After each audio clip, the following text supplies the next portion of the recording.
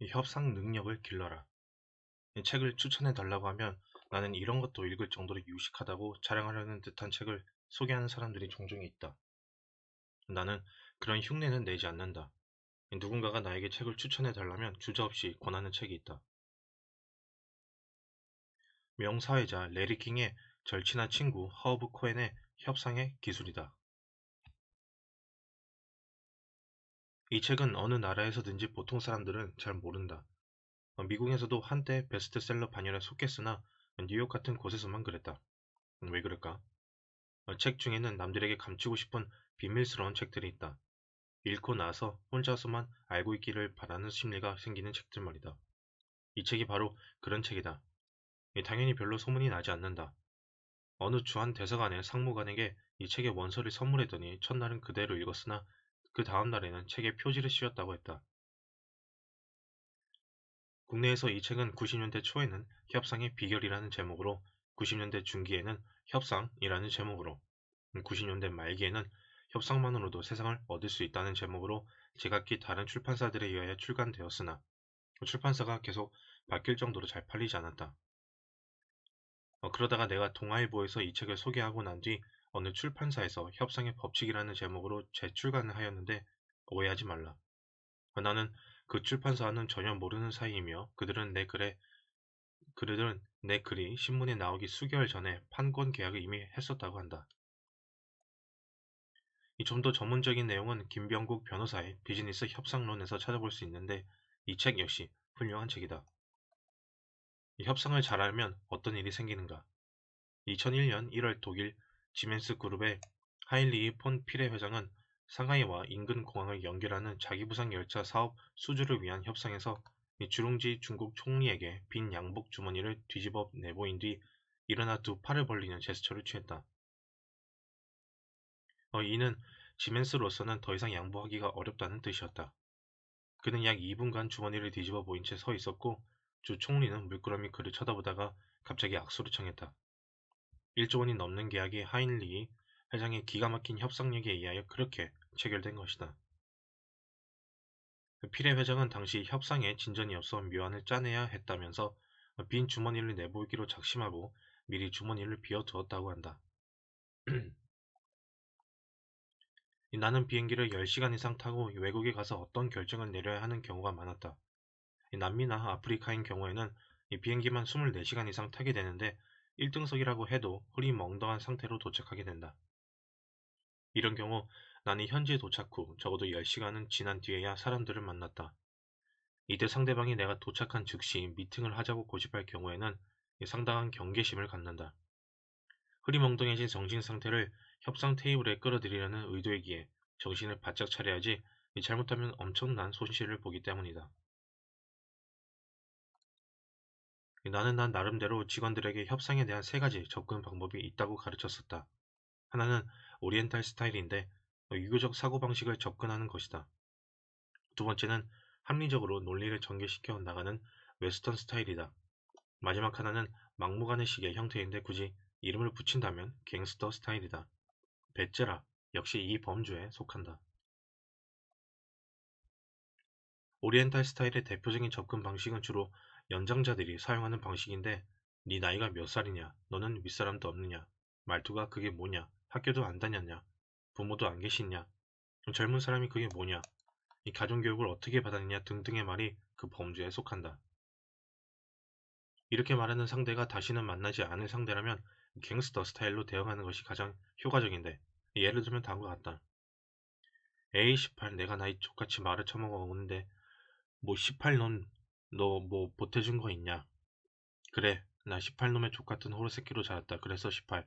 네 애미 10같이 뭐가 어떻게 어떻다는 거야. 혹은 블라블라블라.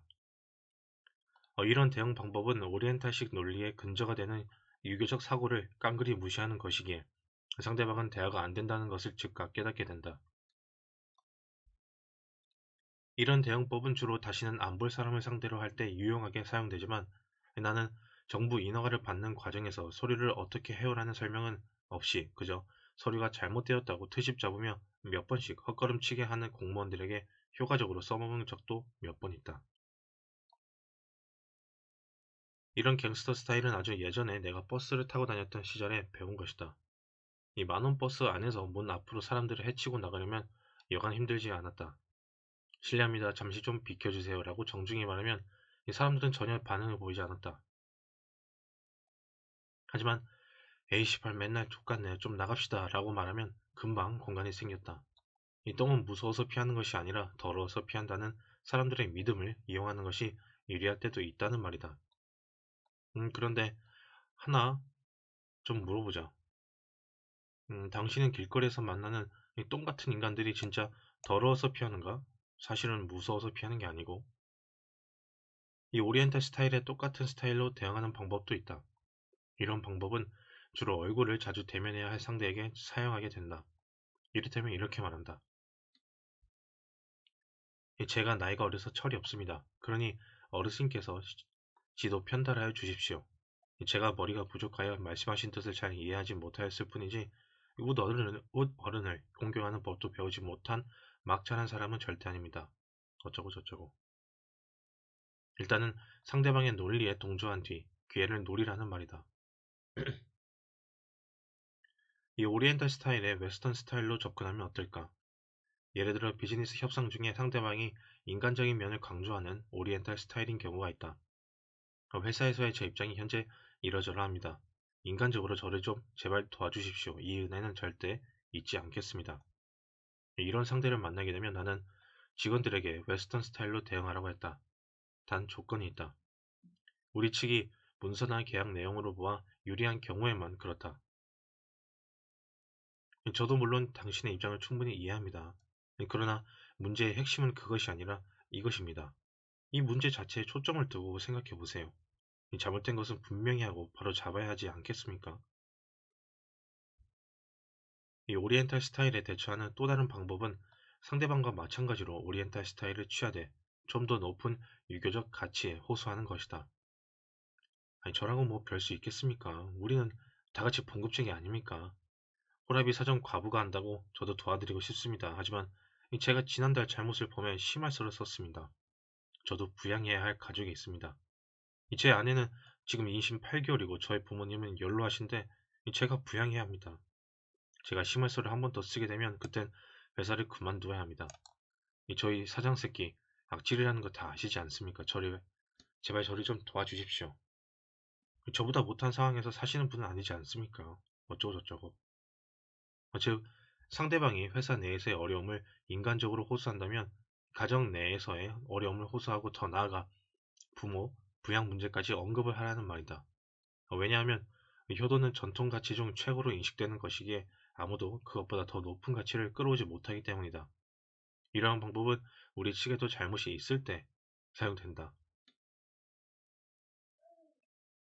이 상대의 논리가 오리엔탈과 웨스턴이 섞인 복합 스타일일 경우에는 우선은 말꼬리를 트집 잡아 낚아채야 한다. 이를테면 상대가 연장자라면 말씀하시는 내용이야 충분히 이해가 되고 선생님 입장이니까 그렇게 말할 수 있는 것이지만 저의 입장이 다르지 않습니까? 그런데 입장 차이를 떠나 아까부터 제가 상당히 기분 나쁜 게 있는데 도대체 내가 선생님 아들도 아닌데 어째서 반말을 하십니까?